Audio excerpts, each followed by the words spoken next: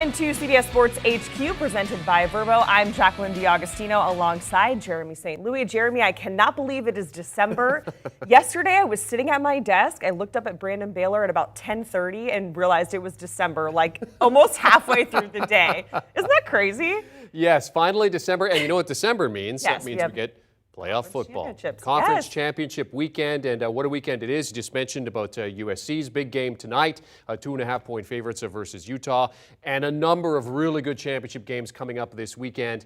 We want to talk about a few of those, starting with the SEC title game. And that's what starts off our home field, presented by Vrbo. All about this title game in Atlanta as the number 1 Georgia Bulldogs take on number 14 LSU. The Bulldogs appearing in the game for the 5th time in their last 6 seasons as their quest to repeat as national champions continues. For LSU, it's their 7th appearance. They are 5-1 in their previous 6, including a 3-1 mark versus Georgia, which also included a 37-10 win in 2019. But this Georgia ain't that. These Bulldogs come in 17.5-point favorites. In Atlanta, though, under Kirby Smart, take a look at the results here. It's been a mixed bag. So, I mean, there's hope for LSU. Kirby 3-4 in the ATL.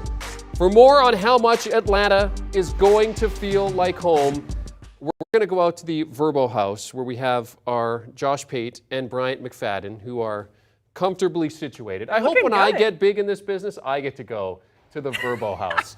These guys have thoughts on home feel and just how much Atlanta is going to feel like home for Georgia. Josh, take it away. Yeah, if it's anything for them like it is for us, I don't know, we get like 100-100 tie tomorrow because it does feel at home here. The folks at Vrbo have treated us very well, but now BMAC, we got to transition. We've been having fun the past 48 hours, but we got a big game down the road in Mercedes-Benz Stadium tomorrow.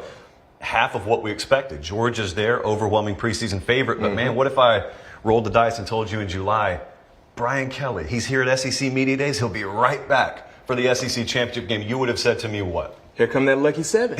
Here comes the lucky 7, and that's what we've been able to witness with LSU, right? Doing the unthinkable, getting up to a slow start against Florida State, and then bouncing back. You know, being able to do things that many people didn't think they would be able to do, and do it extremely consistent. And because of that, and the play of their star quarterback Jayden Daniels, they're currently here in Atlanta playing for the SEC title. You see on the screen there, they're a 17.5-point favorite are the Georgia Bulldogs. So they're a favorite for a reason. Let's briefly get into this game. And I kind of think about these big point spread games as what would have to happen for the upset to occur. We're going to pick the game in just a second. But I look at Georgia red zone defense. Phenomenal. Usually one of the top 5 units in the country, right there. They're the top of the country this year.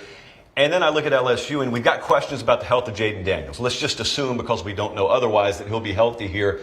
You remember last week we were watching Michigan, Ohio State, and we watched J.J. McCarthy just boom, boom, boom over the top. Explosive plays, 5 of them accounted for like 35 points for them. I really think if LSU is going to put serious dents in the scoreboard, 7s instead of 3s, if they're going to get this to the 4th quarter where it's anyone's game, they've got to score 7s via the explosive play. I'm not necessarily sure that I trust them or really any offense to get down in the red zone and pound away and have a lot of success against Georgia. And the other thing, even before we get to explosive plays, is just the outright health of Jayden Daniels. And that's the issue that I have in regards to LSU. If Jayden Daniels is not at least 90%, it's going to be a long day for LSU because he's meant so much to their offense, not just throwing the football as their star quarterback, but also in regards to running the football. He's been one of the more consistent rushers throughout the entire year. So you talk about how important he has been to LSU. If he's limping into this ball game, yes, their offense will limp for 4 quarters. That number's big, BMAC. 17.5. It's one thing to pick Georgia to win. I wasn't prepared to pick them to do both. So by the slimmest of margins, I think LSU will end up covering the spread. And ironically, them covering could come in a very comfortable Georgia win. We've seen Georgia a couple of times this year when they know they've got a team out in the deep end and that team can't swim with them. They're happy to take the air out of the ball, and that equals shortened games, and that equals time running off the clock, and that equals Georgia being comfortable scoring 26, 29, 30 points.